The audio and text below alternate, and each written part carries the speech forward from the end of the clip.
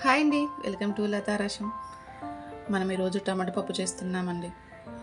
కొత్తగా నేర్చుకునే వాళ్ళకి, బ్యాచిలర్స్కి, సింగిల్గా ఉంటారు కదండి ఫ్యామిలీకి దూరంగా, అలాంటి వాళ్ళ కోసం అండి ఈ పప్పు.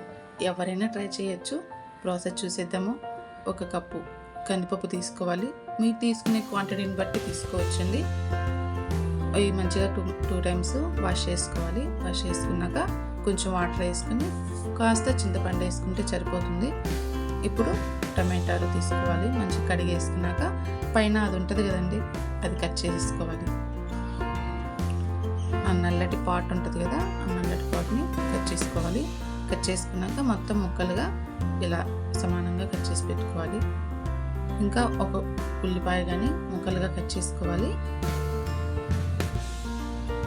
ఇక్కడ మనం పచ్చిమిరపకాయలు వాడట్లేదండి దీనిలో. మీరు కావాలంటే వేసుకోవచ్చు. కట్ చేసుకున్నాయి మొత్తం బయలల్లో వేసుకోవాలి. 1/2 స్పూన్ పసుపు, ఇంకా 2 స్పూన్స్ కారం వేసుకోవాలండి. మీరు కారం ఎక్కువ తినాలనుకుంటే కొంచెం ఎక్కువ వేసుకోవచ్చు. ఇప్పుడు మూత పెట్టేసి స్టవ్ ఆన్ చేసుకోవాలి. స్టవ్ ఆన్ చేశాక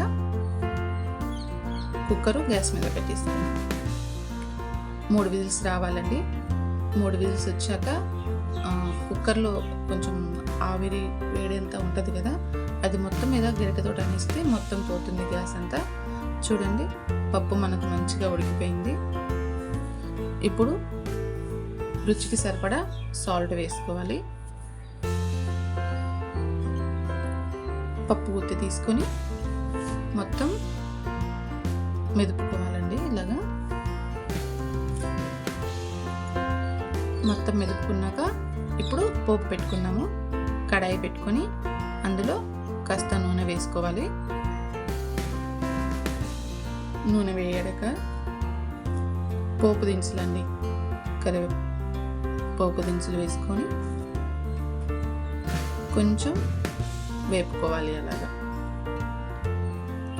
ఇంకా కాస్త కరివేపాకు, జాగ్రత్త అండి నూనె మీద పడిపోతుంది.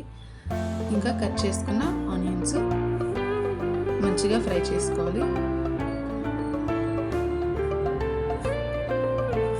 అలా 1 మినిట్ మంచిగా ఫ్రై చేసుకున్నాక తర్వాత 2 కచ్చపచ్చగా దంచుకున్న వెల్లుల్లి అండి. వెల్లుల్లి వేస్తే పప్పులో సూపర్ టేస్ట్ ఉంటుందండి. అసలు ఆ ఫ్లేవరే వేరే. అసలు మీకు నచ్చకపోతే స్కిప్ చేసుకోవచ్చు. ఇలాగ దోరగా వేగినాక పప్పులో పప్పు పెట్టేసుకోవాలి. ఇంతే అండి, చాలా సింపుల్. మీరు కానీ ఖచ్చితంగా ట్రై చేయండి. చాలా నచ్చుతుంది మీకైతే. లైక్ చేయండి, షేర్ చేయండి. ఇలాంటి మరిన్ని వంటల కోసం సబ్స్క్రైబ్ చేసుకోండి. Thank you for watching.